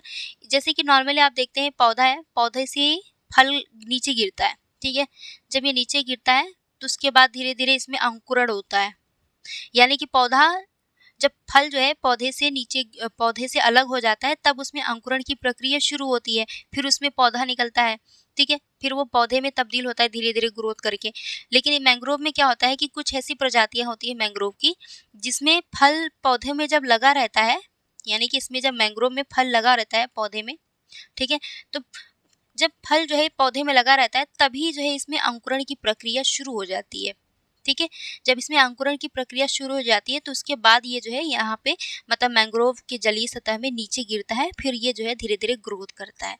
तो ऐसा है, यानी कि जो है क्या होता है कि अंकुरण की प्रक्रिया जो है पौधे में लगे फल से ही शुरू हो जाता है। ठीक है, तो यहाँ पे आपका तीसरा स्टेटमेंट सही है। तो आंसर क्या हो जाएगा, कितने कथन सही हुए आपके, तो केवल 2 कथन सही हुए। वन्य जीव अभ्यारण्य और राज्य दिया है, बराक भुवन ये कहाँ पे है, क्या कर्नाटक, पूछा है कितने सही सुमेलित हैं। ठीक है, बराक भुवन क्या ये कर्नाटका में, नहीं, कहाँ पे है, असम में है। ठीक है, असम में है ये वन्य जीव अभ्यारण्य बराक भुवन। ठीक है, कैमूर आपको पता होगा बिहार में है। दूसरा सही है, पहला गलत हो गया। इतरूर नगरम जो है आपका कर्नाटका में, नगरम कर्नाटका नहीं, आंध्र प्रदेश में। ठीक है, आंध्र प्रदेश में है। ओके, इतरूर नगरम आंध्र प्रदेश, बराक भुवन असम में है। तो कैमूर जो है बिहार में, इसी केवल एक सही सुमेलित है, तो आंसर हो जाएगा आपका ऑप्शन ए। चलिए, इस संरक्षित क्षेत्र को हाल ही में पूरी तरह से दिव्यांग अनुकूल इको पर्यटन गंतव्य और कार्बन नेगेटिव राष्ट्रीय उद्यान घोषित किया गया है। यह क्षेत्र 12 वर्ष में एक बार खुलने वाले पुष्प नील कुरुंजी का भी घर है। ठीक है, नील कुरुंजी का घर है। पश्चिमी घाट की सबसे ऊंची चोटी भी इसी राष्ट्रीय उद्यान में अवस्थित है। ठीक है, पश्चिमी घाट की सबसे ऊंची चोटी किस राष्ट्रीय उद्यान में अवस्थित है, क्या आपको पता है? ठीक है, अगर आपको ये पता होगा ना तो आप आंसर कर लेंगे। इसके आगे देखिए, तो यह संकटग्रस्त नीलगिरी तहर की सबसे बड़ी आबादी का भी घर है। अगर आपको पता होगा कि नीलगिरी तहर की सबसे बड़ी आबादी किस उद्यान में पाया जाता है, किस राष्ट्रीय उद्यान में पाया जाता है, तो आप इस बेसिस पे भी आंसर कर लेंगे। आपके पास 2-3 हिंट था आंसर करने का। तो दोस्तों आपका राइट आंसर होगा एराविकुलम राष्ट्रीय उद्यान। ठीक है, एराविकुलम राष्ट्रीय उद्यान, यहाँ पे नील कुरुंजी जो कि 12 वर्ष में केवल एक बार खिलता है, ये वाला पौधा यहाँ पे आपको पाया जाता है, देखने को मिलेगा। इसके अलावा यहाँ पे जो है पश्चिमी घाट की सबसे ऊंची चोटी जो है आपकी अनाईमुड़ी। ठीक है, यहाँ पर इसी राष्ट्रीय एराविकुलम राष्ट्रीय उद्यान में देखने को मिलेगा। और इसके अलावा यहाँ पे नीलगिरी तहर की सबसे ज़्यादा आबादी भी एराविकुलम राष्ट्रीय उद्यान में देखा जाता है। और ये एराविकुलम राष्ट्रीय उद्यान जो है कहाँ पे है, तो केरल की इडुक्की जिले में। ठीक है, केरल के इडुक्की जिले में, तो ये भी ध्यान रखिएगा। चलिए, अगला क्वेश्चन देखिए। ठीक है, तटीय विनियमन क्षेत्र और विवरण। ठीक है, तटीय मानव और औद्योगिक गतिविधियों को नियंत्रित करने के लिए, यानी कि तटीय क्षेत्रों में, समुद्र के तटीय क्षेत्रों में मानव गतिविधियों और औद्योगिक गतिविधियों को नियंत्रित करने के लिए ये प्रावधान लाया गया, CRZs का कॉन्सेप्ट लाया गया, ताकि यहाँ पे जो है प्रदूषण कम से कम हो सके और यहाँ की जो समुद्री पारितंत्र है उसको सुरक्षित किया जा सके। ठीक है, उसका संरक्षण प्रदान किया जा सके। तो CRZ1A के अंतर्गत क्या है, तो इसमें विवरण दिया है, पूछा है कितने सही सुमेलित है। तो CRZ1 में ये कॉन्सेप्ट है कि पारिस्थितिकी रूप से संवेदनशील क्षेत्र जो CRZ1A तटीय विनियमन क्षेत्र है, यहाँ पे पारिस्थितिकी रूप से संवेदनशील क्षेत्र को CRZ1A के रूप में रखा गया है। तो पहला आपका सही है। और वे क्षेत्र जो तटरेखा तक या उसके निकट विकसित किए जाते हैं, इसको CRZ2 के अंतर्गत रखा गया है। और निम्न ज्वार रेखा और उच्च ज्वार रेखा के बीच का जो क्षेत्र होता है, इसको जो है CRZ1B के अंतर्गत रखा गया है, न कि CRZ4A के अंतर्गत। तो यहाँ पे आपका तीसरा जो है आपका गलत हो गया। CRZ4A जो है, इसको जो है निम्न ज्वार रेखा से समुद्र की ओर, यानी कि 12 नॉटिकल मील तक के जल क्षेत्र को जो है CRZ4A के अंतर्गत रखा गया है। ठीक है, निम्न ज्वार रेखा से 12 नॉटिकल मील तक, ठीक है, 12 समुद्री मील तक की दूरी जो है, 12 नॉटिकल मील तक की दूरी को CRZ4A के अंतर्गत रखा गया है। तो आपका यहाँ पे तीसरा सही सुमेलित नहीं है। कुल कितने सही सुमेलित है, केवल 2, तो आंसर हो जाएगा ऑप्शन बी।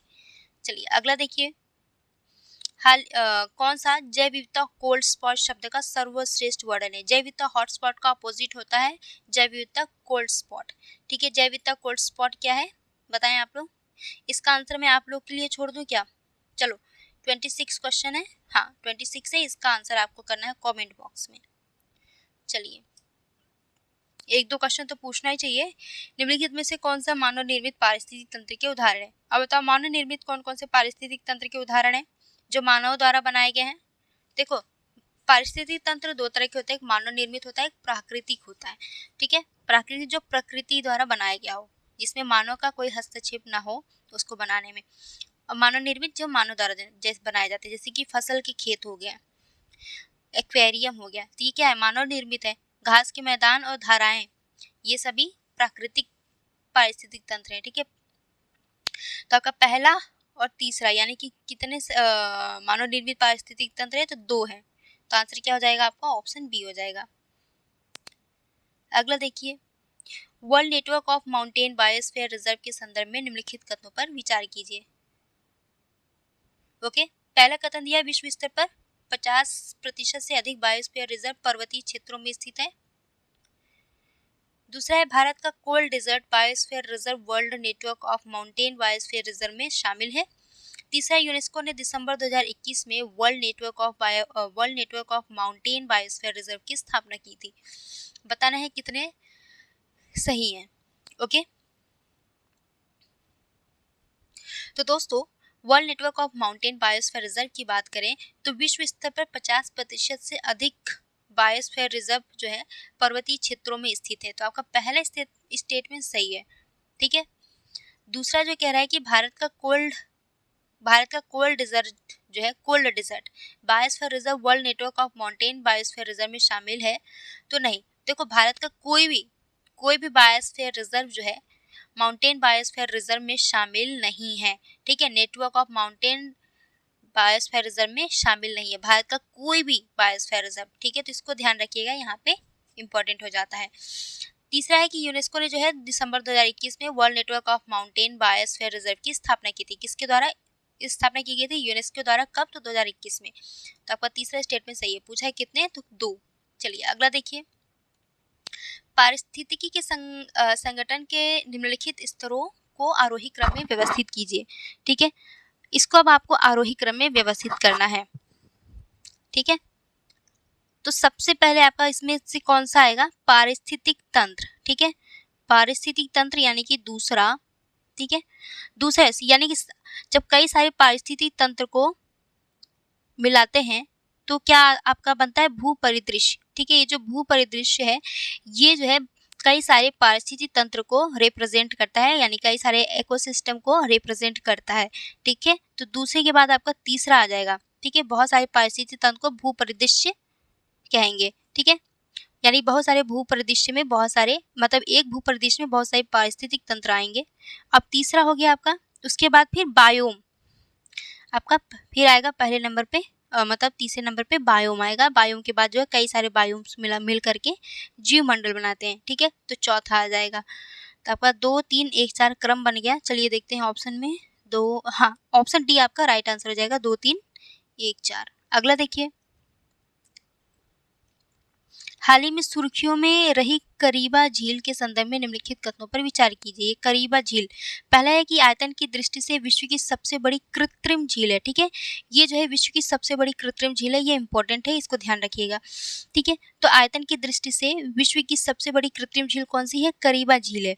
दूसरा कह रहा है कि ये मैक्सिको में स्थित है, तो ये मैक्सिको में नहीं स्थित है, कहाँ स्थित है, तो जाम्बिया और जिम्बाब्वे के बीच में स्थित है, यानी कि ये कहाँ है, अरे यार फिर से लिख देते हैं। ठीक है, जाम्बिया और जिम्बाब्वे के बीच में, ठीक है, के बीच में स्थित है, मैक्सिको में नहीं है। तो पहला आपका स्टेटमेंट सही है, दूसरा गलत है। पूछा है कि कौन सा सही है, तो केवल एक। ठीक है, चलिए अगला देखिए, जैव आवर्धन के संदर्भ में निम्नलिखित में से कौन सा कथन सही है। पहला कथन है कि इसके परिणामस्वरूप खाद्य श्रृंखला में कुछ यौगिकों की सांद्रता बढ़ जाती है। दूसरा है, जो यौगिक जैव आवर्धन से प्रभावित होते हैं वे अधिकांशतः जैव निम्नीकरणीय होते हैं। ओके, इससे भी रिलेटेड मैंने कई बार क्वेश्चन सॉल्व कराया है। तो दोस्तों जैव आवर्धन क्या होता है कि जैसे कि मान लो कोई मछली है, ठीक है, एक खाद्य श्रृंखला में कोई छोटी मछली है, ठीक है, मान लो कोई जू प्लैंक्टन है, छोटा ही मछली है, उसने क्या किया, कुछ खाया, तो उसके पेट में गया DDT। प्रदूषक, ठीक है, या पारा प्रदूषक, ठीक है, ये पारा प्रदूषक इस मछली के अंतर्गत चला गया, इस मछली के अंदर। अब ये जो पारा होती है, ये जीवों द्वारा इसका उपपचय नहीं उपपचयन नहीं हो पाता है, यानी कि जानवरों द्वारा इसका पाचन नहीं कर पाता है। तो ऐसे में ये जो पारा होती है, जीवों की वसा में क्या होती है, सांद्रित होने लगती है, जमने लगती है, ठीक है। अब इस मछली को बड़ी मछली खाएगी, तो ये जो डीडीटी था या पारा था प्रदूषक, इस दूसरे वाले पोषण स्तर में भी चला जाएगा, ठीक है। एक पोषण स्तर से दूसरे, यानी कि खाद्य श्रृंखला में एक पोषण स्तर से दूसरे पोषण स्तर में गया, तो इसमें भी ये गया, तो ये इसके में ये जो प्रदूषक था और बढ़ गया। फिर इस मछली को मान लो कोई और जीव खाया, तो उसमें भी ये जो प्रदूषक था और मात्रा में बढ़ गया। यानी कि जैसे जैसे आप एक पोषण स्तर से दूसरे पोषण स्तर में जाएंगे, देखेंगे तो प्रदूषकों की सांद्रता में वृद्धि देखने को मिलेगी। पहले वाले पोषण स्तर में थोड़ा कम प्रदूषक था, दूसरे वाले पोषण स्तर में प्रदूषक बढ़ के और ज़्यादा हो गया, तीसरे वाले में उससे भी ज़्यादा प्रदूषक हो गया। यानी कि एक खाद्य श्रृंखला में ये जो सांद्रता होती है, एक पोषण स्तर से दूसरे पोषण स्तर में बढ़ती जाती है। तो पहला स्टेटमेंट सही है। और दूसरा कह रहा है कि जो यौगिक जैव आवर्धन से प्रभावित होते हैं, वे अधिकांशतः जैव निम्नीकरणीय होते हैं। तो जैव निम्नीकरणीय होते हैं, बल्कि ये नॉन बायोडिग्रेडेबल होते हैं। ये जो है ये निम्नीकृत नहीं हो पाते हैं, ठीक है। तो दूसरा यहाँ पे गलत हो गया, इसमें कह रहा है कि जैव निम्नीकरणीय होते हैं, तो जैव निम्नीकरणीय नहीं, बल्कि ये नॉन बायोडिग्रेडेबल होते हैं, ठीक है, ठीक है, गैर जैव निम्नीकरणीय होते हैं। तो आपका दूसरा गलत हो गया, क्योंकि इनका ये निम्नीकृत नहीं हो पाते हैं हमारे वायुमंडल में, हमारे पर्यावरण में, और जीवों द्वारा इसका उपपचयन नहीं किया जा पाता, नहीं कर पाते हैं, ठीक है। तो दूसरा गलत हो गया, केवल एक कथन सही है, तो ऑप्शन ए हो जाएगा आपका। अगला देखिए, पारिस्थितिक संवेदनशील क्षेत्र में वे क्षेत्र हैं जो किसी भी गैर वन गतिविधि के विरुद्ध संरचित क्षेत्रों के लिए शॉक एब्जॉर्बर के रूप में कार्य करते हैं, ठीक है। शॉक एब्जॉर्बर के रूप में कार्य करते हैं कौन, पारिस्थितिकी संवेदनशील क्षेत्र, ठीक है। पारिस्थितिकी संवेदनशील क्षेत्रों में निम्नलिखित में से कौन सी गतिविधियां सख्ती से प्रतिबंधित है, ठीक है। बताना है आपको कौन सा सही उत्तर है, 1 2 3 4 ये बताना है आपको। तो दोस्तों, जो अगर किसी क्षेत्र को पारिस्थितिकी संवेदनशील यानी इको सेंसिटिव जोन घोषित किया जाता है, तो अगर इको सेंसिटिव जोन घोषित किया जाता है, तो वहाँ पे किस तरह के कार्य को अनुमति होती है, किस कार्य को प्रतिबंधित किया जाता है, और कौन से कार्य को विनियमित किया जाता है, तो आपको ये पता होना चाहिए।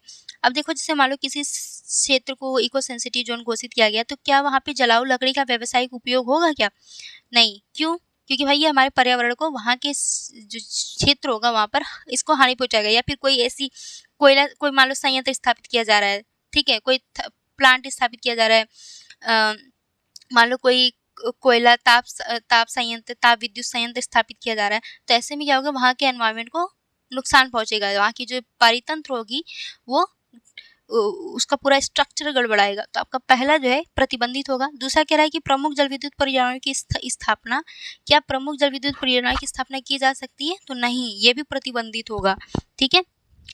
और तीसरा कह रहा है कि रात्रि के समय वाहनों की आवाजाही, नहीं, प्रतिबंधित नहीं होता, बल्कि विनियमित होता है, यानी कि इसका विनियमन होता है कि हाँ, इतने से इतने बजे तक या फिर इतनी धीरे से आप गाड़ी ले जा सकते हैं, इस तरह का यहाँ पे विनियमन होता है, तो ये प्रतिबंधित नहीं होता। वर्षा जल का संग्रहण, इसका भी जैसे कि वर्षा जल का संग्रहण हुआ है, जैविक खेती हुई, इसके अलावा फिर मान लो जल संचयन हुआ, तो यहाँ पे इस तरह के कार्य को प्रतिबंधित नहीं किया जाता है, ठीक है। जो एनवायरनमेंट को नुकसान पहुंचाते हैं बहुत ज़्यादा, उसको वो प्रतिबंधित होता है। और जैसे होटल खोलना है, ठीक है, कोई रेस्टोरेंट खोलना है, तो यहाँ पे विनियमित उसका विनियमन किया जाएगा, विनियमित तौर पे खोला जाएगा, मतलब कि ऐसा कि जो एनवायरनमेंट को हानि न पहुंचाए। तो यहाँ पे सभी गतिविधियाँ प्रतिबंधित नहीं होती, कुछ गतिविधियाँ प्रतिबंधित होती है, कुछ विनियमित होती है, कुछ जो है जो पारंपरिक रूप से चली आ रही है वो संचालित होती है, ठीक है। तो दूसरा सही है, केवल 2 सही है, ठीक है। चलिए अगला देखिए, हाथी संरक्षण के संदर्भ में निम्नलिखित कथनों पर विचार कीजिए। झारखंड का सिंहभूम हाथी रिजर्व भारत का सबसे बड़ा हाथी रिजर्व है। दूसरा कह रहा है कि तराई हाथी रिजर्व प्रोजेक्ट हाथी के तहत अधिसूचित भारत का पहला हाथी रिजर्व है। ओके, बताना है कि कौन सा सही सुमेलित है। सही में बात पता नहीं क्यों मैं बार बार बोलती हूँ कि सही सुमेलित है, ये मेरे से आज 2-3 दिनों से ऐसा मैं नोटिस कर रही हूँ, पता नहीं क्यों मेरे अंदर वो सही सुमेलित वाला जो भूत है ना, अंदर घुस गया है, मेरी आत्मा में आ गई है। ओके, तो हाथी संरक्षण के संदर्भ में पहला स्टेटमेंट तो आपका सही है, कि झारखंड का जो सिंहभूम है हाथी रिजर्व है, भारत का सबसे बड़ा हाथी रिजर्व है। तो ये इंपॉर्टेंट है, इसको ध्यान रखिएगा। अगला कह रहा है कि तराई हाथी रिजर्व प्रोजेक्ट हाथी के तहत अधिसूचित भारत का पहला हाथी रिजर्व है। तो भारत का प्रोजेक्ट हाथी के तहत भारत का पहला हाथी रिजर्व जो है दोस्तों, ये सिंहभूम हाथी रिजर्व है। ठीक है, सिंहभूम हाथी रिजर्व है, न कि तराई हाथी रिजर्व। ठीक है, सिंहभूम हाथी रिजर्व। तो आपका दूसरा क्या हो गया, गलत हो गया। ठीक है, सिंहभूम हाथी रिजर्व जो है भारत प्रोजेक्ट हाथी के तहत अधिसूचित भारत का पहला हाथी रिजर्व है, न कि तराई हाथी रिजर्व। तो केवल एक कथन सही है, आंसर हो जाएगा ऑप्शन ए। अगला देखिए, जीवमंडल वायुमंडल से सीधे नाइट्रोजन का उपयोग नहीं कर सकते हैं। नाइट्रोजन को निम्नलिखित में से किन माध्यमों से उपयोगी रूपों में परिवर्तित किया जाता है। देखो, जो भी हमारे वायुमंडल में जो हमारे जीव होते हैं, यह जितने भी जीव हैं वायुमंडल में, ये सीधे जो नाइट्रोजन हमारे वायुमंडल में उपलब्ध है डायरेक्ट उसका उपयोग नहीं करते हैं। ठीक है, पहले जो है कुछ कारकों द्वारा नाइट्रोजन का फिक्सेशन होता है, नाइट्रोजन का फिक्सेशन किया जाता है, नाइट्रोजन का स्थिरीकरण होता है। ठीक है, कुछ कारकों के द्वारा, फिर उसके बाद जो है जो पौधे होते हैं वो नाइट्रोजन का प्रयोग करते हैं, जीव जंतु हैं वो नाइट्रोजन का प्रयोग करते हैं। तो ये कौन कौन से कारक हैं जो वायुमंडल के नाइट्रोजन का स्थिरीकरण करते हैं। तो दोस्तों, रासायनिक उर्वरकों का उपयोग, जैसे कि हम लोग आते हैं फर्टिलाइजर यूज करते हैं। ठीक है, केमिकल फर्टिलाइजर, तो ये हमारे मृदा में जो है नाइट्रोजन की जो कमी होती है उसको पूरा करता है। ठीक है, तो इससे जो है ये जो नाइट्रोजन है ये आपका क्या करेगा, नाइट्रोजन फिक्सेशन काम करेगा। तो आपका पहला स्टेटमेंट सही है। दूसरा कह रहा है कि वायुमंडल में प्राकृतिक तड़ित, ये जो प्राकृतिक तड़ित है और नील हरित शैवाल है, ये दोनों जो है प्राकृतिक रूप से नाइट्रोजन स्थिरीकरण करने का काम करते हैं। वायुमंडल जो प्राकृतिक तड़ित झंझा होती है वो, और नील हरित शैवाल भी जो है नाइट्रोजन फिक्सेशन का कार्य करते हैं। और कुछ बैक्टीरिया भी होते हैं जैसे एजो बैक्टीरिया, राइजोबियम, ये सभी जो है नाइट्रोजन को उपयोगी बनाने में, नाइट्रोजन को उपयोगी रूपों में परिवर्तित करते हैं। ठीक है, तो तीनों ही सही हैं, तो आपका राइट आंसर हो जाएगा ऑप्शन डी। चलो अगला देखो, समुद्री संरक्षित क्षेत्रों के संदर्भ में निम्नलिखित कथनों पर विचार कीजिए। पहला कथन, इन्हें वन्यजीव संरक्षण अधिनियम 1972 के तहत परिभाषित किया गया है, कह रहा है कि परिभाषित किया गया है। दूसरा कह रहा है कि इसे राष्ट्रीय उद्यान या वन्यजीव अभ्यारण्य घोषित किया जा सकता है। बताना है कि कौन सा सही है। ओके, तो दोस्तों, समुद्री संरक्षित क्षेत्रों के संदर्भ में पहला जो कह रहा है कि वन्यजीव संरक्षण अधिनियम 1972 के तहत परिभाषित किया गया है, तो इसे जो है वन्यजीव संरक्षण अधिनियम 1972 के तहत परिभाषित नहीं किया गया है, तो आपका पहला गलत हो गया। ठीक है, दूसरा कह रहा है कि राष्ट्रीय उद्यान का वन्यजीव अभ्यारण्य घोषित किया जा सकता है। तो देखो, जो राष्ट्रीय उद्यान है या वन्यजीव अभ्यारण्य, ठीक है, समुद्री संरक्षित क्षेत्रों को राष्ट्रीय उद्यान या वन्यजीव अभ्यारण्य घोषित किया जा सकता है, जैसे कि कुछ घोषित किए भी गए हैं, जैसे कि आपकी कच्छ की खाड़ी है, कच्छ की खाड़ी को राष्ट्रीय उद्यान घोषित किया गया है। ठीक है, गहीर माता समुद्री अभ्यारण्य, ठीक है, गहीर माथा समुद्री अभ्यारण्य, मन्नार की खाड़ी जैव मंडल, और फिर हाँ, इतना ध्यान रखिएगा। तो यानी कि जो समुद्री संरक्षित क्षेत्र होते हैं उनको राष्ट्रीय उद्यान या वन्यजीव अभ्यारण्य घोषित किया जा सकता है। तो दूसरा सही है, पहला गलत हो गया, तो आंसर हो जाएगा ऑप्शन बी। अगला देखिए, भारत में बायोस्फीयर रिजर्व के संदर्भ में निम्नलिखित कथनों पर विचार कीजिए। पहला कथन है कि मन्नार की खाड़ी क्षेत्रफल की दृष्टि से बृहत्तम बायोस्फीयर रिजर्व है। दूसरा कह रहा है कि नोक रेक जो है क्षेत्रफल की दृष्टि से सबसे छोटा बायोस्फीयर रिजर्व है। तीसरा कह रहा है कि नीलगिरी और अचानकमार अमरकंटक के अलावा कोई भी अन्य बायोस्फीयर रिजर्व का विस्तार 2 या 2 से अधिक राज्यों में नहीं है। ठीक है, बताना है कि आपका कौन सा कथन जो है, कौन सा सही है, कौन सा कथन, ये बताना है आपको बायोस्फीयर रिजर्व के संदर्भ में। तो दोस्तों, पहला जो कह रहा है कि बृहत्तम बायोस्फीयर रिजर्व, क्षेत्रफल की दृष्टि से बृहत्तम बायोस्फीयर रिजर्व आपका कच्छ बायोस्फीयर रिजर्व है। कच्छ बायोस्फीयर रिजर्व है, बायोस्फीयर रिजर्व है कच्छ, ना कि मन्नार की खाड़ी। तो आपका पहला गलत हो गया। दूसरा कह रहा है कि सबसे छोटा बायोस्फीयर रिजर्व, सबसे छोटा बायोस्फीयर रिजर्व जो है डिब्रू सेखोवा है, डिब्रू सेखोवा, ठीक है, डिब्रू सैखोवा, ना कि नोकरेक नोकरेक। तो क्षेत्रफल की दृष्टि से सबसे छोटा बायोस्फीयर रिजर्व हुआ आपका डिब्रू सैखोवा, और क्षेत्रफल की दृष्टि से सबसे बड़ा बायोस्फीयर रिजर्व या बृहत्तम biosphere reserve Kutch biosphere reserve हुआ। तो पहला दूसरा गलत हो गया।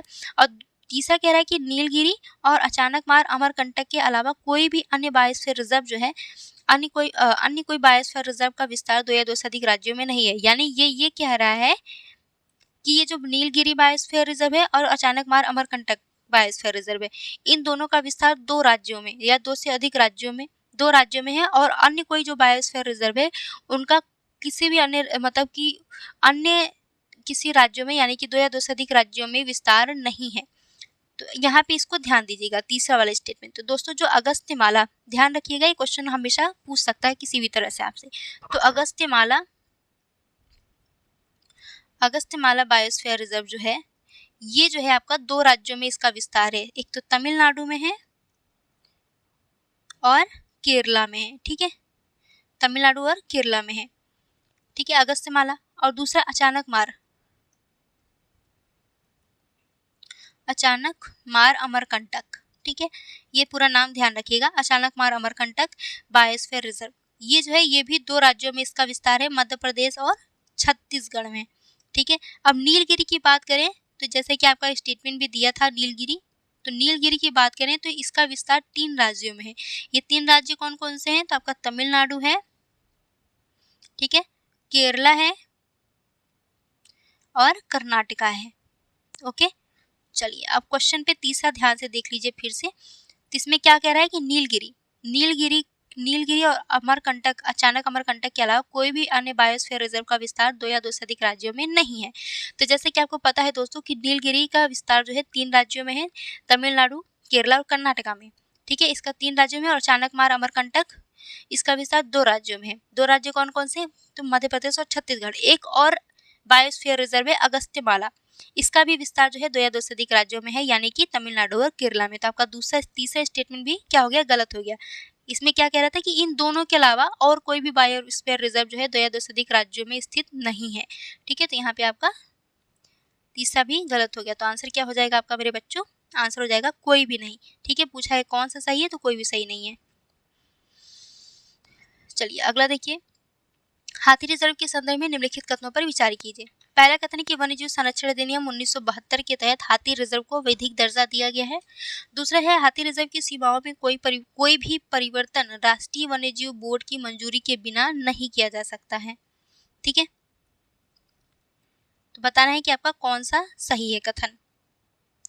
तो दोस्तों पहला कह रहा है कि वन्यजीव संरक्षण अधिनियम 1972 के तहत हाथी रिजर्व को विधिक दर्जा प्रदान किया गया है। तो दोस्तों हाथी रिजर्व को जो है वन्यजीव संरक्षण अधिनियम 1972 के तहत कोई भी विधिक दर्जा प्रदान नहीं किया गया है। ठीक है, ऐसे ही बस ये नॉर्मली पारंपरिक रूप से हाथी रिजर्व घोषित कर दिया जाता है। इसके लिए कोई मतलब इसे वन्यजीव संरक्षण अधिनियम 1972 के तहत विधिक दर्जा नहीं प्राप्त है। इसी वजह से देखेंगे आप लोग कि इस हाथी रिजर्व को आसानी से किसी अन्य क्षेत्र में तब्दील कर दिया जाता है, या फिर अगर मान लो कोई औद्योगिक इकाई स्थापित करनी है किसी हाथी रिजर्व में, तो वहाँ पे आसानी से स्थापित हो जाता है। ठीक है, तो ये कम संरक्षित है, इसलिए अगर इसको वन्यजीव संरक्षण अधिनियम 1972 के तहत विधि दर्जा प्राप्त होता तो इसको ज़्यादा संरक्षण प्राप्त होता। ठीक है, तो पहला गलत है। और दूसरा कह रहा है कि इसकी सीमाओं में, अगर हाथी रिजर्व की सीमाओं में कोई भी परिवर्तन करना है तो राष्ट्रीय वन्यजीव बोर्ड की मंजूरी के बिना नहीं किया जा सकता है। तो दोस्तों राष्ट्रीय वन्यजीव बोर्ड जो है केवल 2 राष्ट्रीय उद्यान और वन्य जीव अभ्यारण्य, इसके साथ एक सामुदायिक रिजर्व होता है, उसमें उसके लिए सिर्फ मंजूरी प्रदान करता है, हाथी जीव रिजर्व के लिए मंजूरी प्रदान नहीं करता है। ठीक है, तो यहाँ पे इसको ध्यान रखिएगा। तो तीसरा भी सही नहीं है, तो आंसर क्या हो जाएगा? ना तो 1 और ना ही 2। चलिए अगला देखिए, सामाजिक न्याय और अधिकारिता मंत्रालय द्वारा हाल ही में प्रारंभ किए गए ट्यूलिप कार्यक्रम का प्राथमिक उद्देश्य निम्नलिखित में से कौन सा है? ट्यूलिप कार्यक्रम का अगर विस्तार से बोलें तो इसका क्या फुल फॉर्म होगा? तो परंपरागत, ठीक है, परंपरागत कारीगरों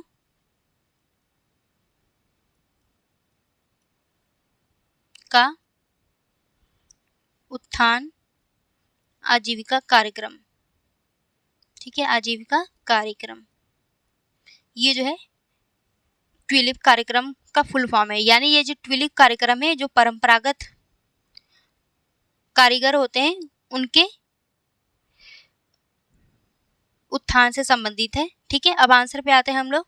तो दूसरा जो दिया है कि वैश्विक संपर्क और आत्मनिर्भरता के लिए डिजिटल ई कॉमर्स प्लेटफॉर्म प्रदान करके हाशिए पर रहने वाले कारीगरों को सशक्त बनाना। तो इसका ट्यूलिप कार्यक्रम का उद्देश्य क्या है? कारीगरों को जो कारीगर हाशिए पर हैं, जिनकी स्थिति बहुत ही गंभीर है, उनके लिए उनको सशक्त बनाना और उन्हें ई कॉमर्स प्लेटफॉर्म प्रदान करके उनको आत्मनिर्भर बनाना और जो है उनको वैश्विक संपर्क का सुविधा प्रदान करना, ताकि अपने प्रोडक्ट को, अपने कारीगरी को अन्य क्षेत्रों में बेच सके, या फिर कहें तो अपना ये आत्मनिर्भर बन सके। ठीक है, तो आपका दूसरा ऑप्शन बी जो है आपका राइट आंसर हो जाएगा। अगला देखिए, निम्नलिखित पर विचार कीजिए, उपरोक्त में से कौन से वन्यजीव संरक्षण अधिनियम 1972 के तहत संरक्षित क्षेत्र के रूप में परिभाषित किए गए हैं। ठीक है, वन्यजीव संरक्षण अधिनियम 1972 के तहत संरक्षित क्षेत्र के रूप में परिभाषित किए गए हैं। तो दोस्तों इसका आ जाएगा आपका देखो, हाथी रिजर्व तो नहीं है, जैसे कि हमने इसमें हाथी रिजर्व है भी नहीं, तो पवित्र उपवन नहीं आएगा आपका। ठीक है, इसके अलावा आपका बायोस्फीयर रिजर्व भी इसके अंतर्गत नहीं आता वन्यजीव संरक्षण अधिनियम 1972 के तहत।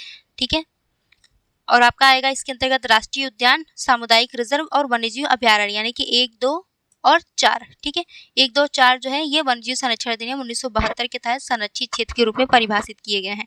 तो आंसर क्या हो जाएगा? 1, 2 और 4, यानी कि ऑप्शन सी। चलिए अगला देखिए, निम्नलिखित में से कितने अजैविक घटकों के उदाहरण है? अजैविक घटक, जैविक घटक और अजैविक घटक। ठीक है, जैविक घटक में से जीव जंतु, पेड़ पौधे, जो ये अब घटक होते हैं, कवक होते हैं, बैक्टीरिया होते हैं, ये सभी जैविक घटक हैं। अजैविक घटक जैसे सौर प्रकाश, तापमान, आर्द्रता, वायुमंडल, जल, ये सभी भूमि, ये सभी क्या है? अजैविक घटक है। हरा पौधा जैविक घटक के अंतर्गत आता है। ठीक है, ये जैविक घटक के अंतर्गत आता है। तो आपका क्या होगा? दूसरा नहीं, 1, 2, 3, 4 कितने हैं? तो 4 हैं। तो आंसर क्या हो जाएगा? ऑप्शन सी हो जाएगा। चलिए अगला देखिए, तटीय पारिस्थितिक तंत्र में नेरिटांचल क्षेत्र के संदर्भ में निम्नलिखित कथनों पर विचार कीजिए। ठीक है, नेरिटांचल क्षेत्र, ये बहुत अच्छा क्वेश्चन है। यह पहला कथन दिया कि यह 1500 मीटर तक की गहराई वाला उथला जल क्षेत्र होता है। दूसरा, यह महाद्वीपीय मग्न तट के किनारे का निर्माण करता है। ठीक है, तीसरा, पादप प्लवक और जंतु प्लवक इस क्षेत्र में पाई जाने वाली सबसे आम प्रजातियां हैं। ओके, तो दोस्तों नेरिटांचल क्षेत्र की बात करें तो ये जो है 1500 मीटर तक की गहराई वाला उथला जल क्षेत्र नहीं होता है, बल्कि 200 मीटर तक की गहराई वाला उथला जल क्षेत्र होता है। तो पहला गलत हो गया। और ये महाद्वीपीय मग्न तट के किनारे का निर्माण करता है, तो दूसरा सही है। और यहाँ पे आपको फाइटोप्लैंक्टन्स और जूप्लैंक्टन्स की पर्याप्त मात्रा देखने को मिलेगी, तो तीसरा स्टेटमेंट सही है, क्योंकि यहाँ पे जो है सूर्य की प्रकाश जो है पर्याप्त मात्रा में पहुँच जाती है, और इसके अलावा यहाँ पे ऑक्सीजन भी पर्याप्त मात्रा में होता है, तो यहाँ पे इसलिए फाइटोप्लैंक्टन्स और जूप्लैंक्टन्स ज़्यादा देखने को मिलेगा। तो दूसरा और तीसरा आपका राइट आंसर हो जाएगा। अगला देखिए, निम्नलिखित कथनों पर विचार कीजिए। ठीक है, उपयुक्त विशेषताओं द्वारा निम्नलिखित में से किस क्षेत्र को वर्णित करता है? अच्छा, ये विशेषता दी गई है और बताना है कि ये किस क्षेत्र को वर्णित कर रहा है। तो पहला कह रहा है कि यह क्षेत्र जो है सर्वाधिक गर्म होता है, चूंकि यह उथला होता है और सौर ताप को अधिक अवशोषित कर सकता है। दूसरा कह रहा है कि ये काफी विविध समुदायों का भरण पोषण करता है, जिसमें कई प्रजातियां जैसे डायटम, मछलियां, उभयचर शामिल होते हैं। ठीक है, तो दोस्तों जैसे आपको पता होगा कि जो प्रकाश की तीव्रता और ऑक्सीजन की उपलब्धता के आधार पर समुद्री क्षेत्र को 2-3 क्षेत्रों में बांटा गया है। एक तो जो आपका लिटोरल क्षेत्र होता है, ठीक है, लिटोरल क्षेत्र, इधर आपका लिटोरल क्षेत्र हो गया जो समुद्र के तट वाला इलाका होता है, महाद्वीपीय तट या समुद्र तट वाला इलाका। ठीक है, जो क्षेत्र होता है। इसके अलावा फिर जो लिटोरल क्षेत्र के अलावा जो समुद्र का खुला हुआ पूरा क्षेत्र होता है, इसको लिम्नेटिक कहते हैं। और उसके बाद अंदर का जो गहरा वाला क्षेत्र होता है, तली वाला क्षेत्र जहाँ पे सूर्य का प्रकाश नहीं पहुँच पाता है, इसको प्रोफंडल मंडल कहते हैं। ठीक है, इसे प्रोफंडल मंडल कहते हैं, एग्जाम में बहुत पूछता है। ठीक है, चलिए अब देखिए, जैसे कि मेरे से तो अच्छे से बन नहीं पा रहा है, पता नहीं क्यों। रुको, इससे अच्छा तो बच्चे बना लेते हैं, है ना। रुको यार, मैं बनाती हूँ फिर बताती हूँ। ओके, हाँ, ये बन गया।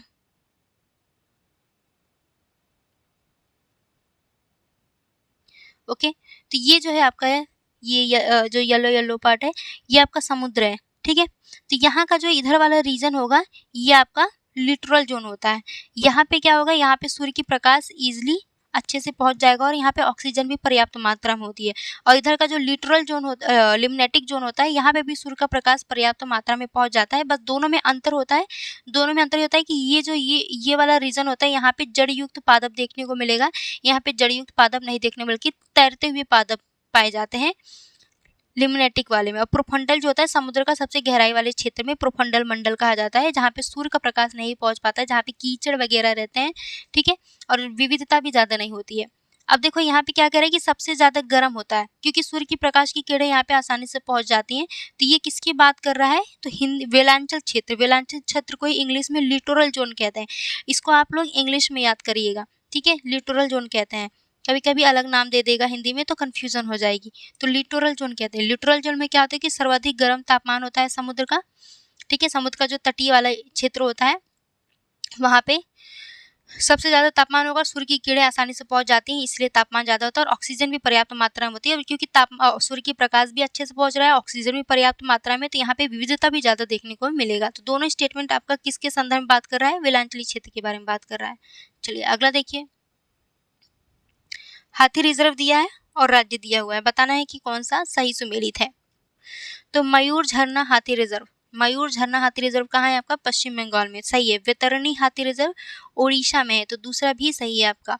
लेकिन लेमरू हाथी रिजर्व, लेमरू हाथी रिजर्व कहाँ है भाई, तो ये छत्तीसगढ़ में, अरुणाचल प्रदेश में नहीं, तो तीसरा गलत हो गया। लेमरू हाथी रिजर्व छत्तीसगढ़ में। महानदी हाथी रिजर्व ये कहाँ है, ओडिशा में, न कि छत्तीसगढ़ में। तो ये तीसरा और चौथा गलत है, पहला और दूसरा सही सुमेलित है, तो आंसर हो जाएगा ऑप्शन ए। अगला देखिए, हाल ही में थाडो जनजाति सुर्खियों में थी, और थाडो जनजाति मुख्य रूप से भारत के किस राज्य में पाई जाती है, तो थाडो जनजाति मुख्य रूप से भारत के मणिपुर में पाई जाती है, ठीक है, ये गैर नागा जनजाति है। ओके, अगला देखिए, मूल अन्वेषक प्रजातियों के संदर्भ में निम्नलिखित कथनों पर विचार कीजिए, ठीक है। हमने आप लोग को पढ़ाया था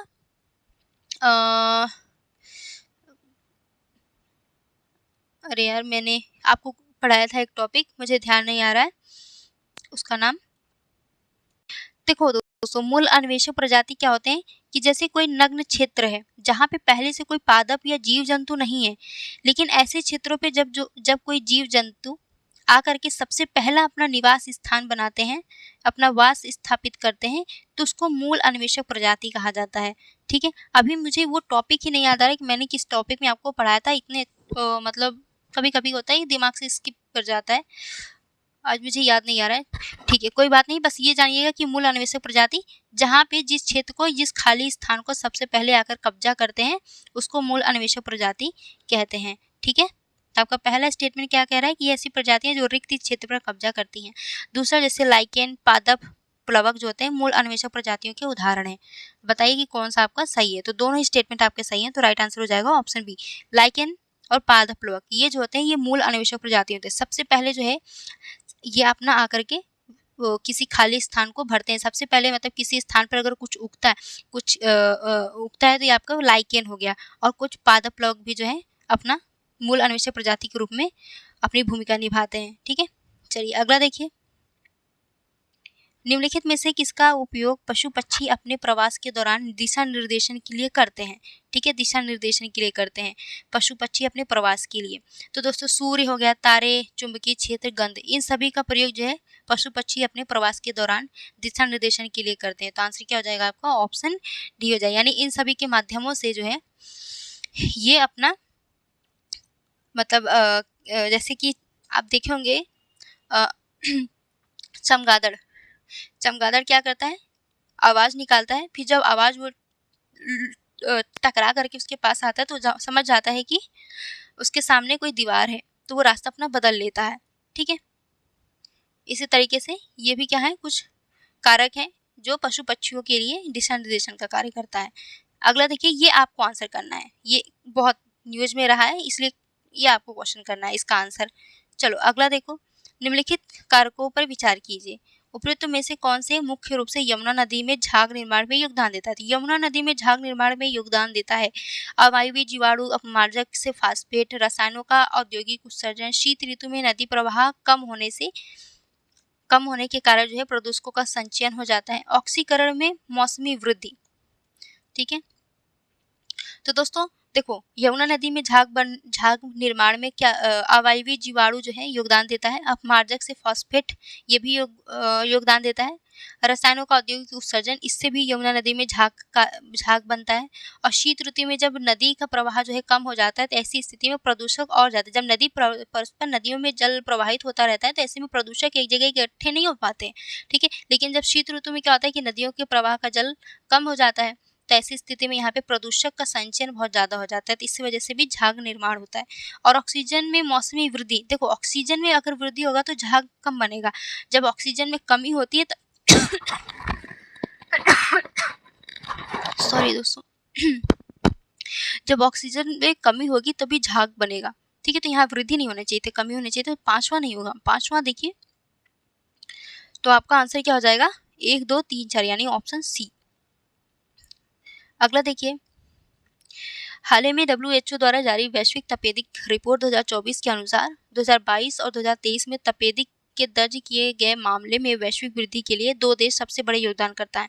तो ये 2 देश कौन है, तो भारत और इंडोनेशिया है। ठीक है, चलिए अगला देखिए, सामुदायिक आरक्षित क्षेत्र के संदर्भ में निम्नलिखित कथनों पर विचार कीजिए। पहला है कि राज्य सरकार स्थानीय प्राधिकारियों के परामर्श के बाद सरकार के स्वामित्व वाले किसी भी क्षेत्र को सामुदायिक आरक्षित क्षेत्र घोषित कर सकता है। दूसरा कह रहा है कि राष्ट्रीय उद्यान और वन्यजीव अभयारण्य के भीतर किसी क्षेत्र को सामुदायिक आरक्षित क्षेत्र घोषित नहीं किया जा सकता है। तीसरा है सामुदायिक आरक्षित क्षेत्र की सीमा में किसी भी परिवर्तन के लिए राष्ट्रीय वन्यजीव बोर्ड की स्वीकृति की आवश्यकता होती है। चौथा है कि निजी भूमि पर सामुदायिक आरक्षित क्षेत्र घोषित किया जा सकता है। बताना है कि कौन सा सही है। ओके, तो दोस्तों पहला जो कथन कह रहा है, देखो हमेशा ध्यान रखिएगा कि सरकार के निजी स्वामित्व वाले किसी भी क्षेत्र को सामुदायिक आरक्षित क्षेत्र नहीं घोषित किया जा सकता है। तो आपका पहला यहाँ पे गलत हो गया, ये कह रहा है कि सामुदायिक आरक्षित क्षेत्र घोषित किया जा सकता है, तो नहीं, सरकार के स्वामित्व वाले किसी भी क्षेत्र को सामुदायिक आरक्षित क्षेत्र घोषित नहीं किया जा सकता है। दूसरा कह रहा है कि राष्ट्रीय उद्यान और वन्यजीव अभयारण्य के भीतर किसी क्षेत्र को सामुदायिक आरक्षित क्षेत्र घोषित नहीं किया जा सकता है। तो दूसरा सही है कि किसी भी राष्ट्रीय उद्यान में या फिर वन्यजीव अभयारण्य में सामुदायिक आरक्षित क्षेत्र घोषित नहीं किया जाता, क्योंकि ऑलरेडी वो संरक्षण की स्थिति में है, और फिर वहां पे सामुदायिक आरक्षित इसका अलग कॉन्सेप्ट होता है, राष्ट्रीय उद्यान और वन्यजीव अभयारण्य का अलग कॉन्सेप्ट होता है। ठीक है, तो राष्ट्रीय उद्यान या वन्यजीव अभयारण्य में सामुदायिक आरक्षित क्षेत्र घोषित नहीं किया जा सकता है। ठीक है, तो दूसरा आपका सही है। तीसरा कह रहा है कि सामुदायिक आरक्षित क्षेत्र की सीमा में किसी भी परिवर्तन के लिए राष्ट्रीय बोर्ड की स्वीकृति की आवश्यकता होती है, नहीं, यहाँ पे जो है राष्ट्रीय वन्यजीव बोर्ड की स्वीकृति की आवश्यकता नहीं होती सामुदायिक आरक्षित क्षेत्र की सीमा में परिवर्तन के लिए, बल्कि राज्य सरकार की अनुमति की स्वीकृति की आवश्यकता होती है। तो यहाँ पे तीसरा गलत हो गया, यहाँ पे राष्ट्रीय वन्यजीव बोर्ड का कोई रोल नहीं होता, बल्कि राष्ट्रीय वन्यजीव अभयारण्य हो गया या फिर राष्ट्रीय उद्यान हो गया, तो वहां पर अगर सीमा परिवर्तन करना है तो राष्ट्रीय वन्यजीव बोर्ड से अनुमति लेनी पड़ेगी, लेकिन सामुदायिक आरक्षित क्षेत्र के लिए नहीं। और चौथा कह रहा है कि निजी भूमि पर सामुदायिक आरक्षित क्षेत्र घोषित किया जा सकता है, तो बिल्कुल चौथा स्टेटमेंट आपका सही है। तो कितने सही है, दूसरा और चौथा सही है, तो आंसर हो जाएगा आपका ऑप्शन सी। दोस्तों आज हम लोग ना यहीं तक टेस्ट पेपर 50 तक ही सॉल्व करेंगे, लेकिन अगला जो होगा यानी कि टेस्ट नंबर 19 से हम लोग कंटिन्यू एक क्लास में एक टेस्ट कंप्लीट करेंगे। लेकिन आज मुझे गले में मेरे बहुत प्रॉब्लम हो रही है, पता नहीं क्यों, थोड़ी सी मतलब दर्द कर रहा है, इसलिए हम लोग नेक्स्ट सेशन में हम लोग इसका 50 क्वेश्चन कंप्लीट कर लेंगे। उसके बाद 19 से कंटिन्यू हम लोग 100 क्वेश्चन ही करेंगे। ठीक है, वीडियो अच्छी लगी तो लाइक शेयर एंड सब्सक्राइब।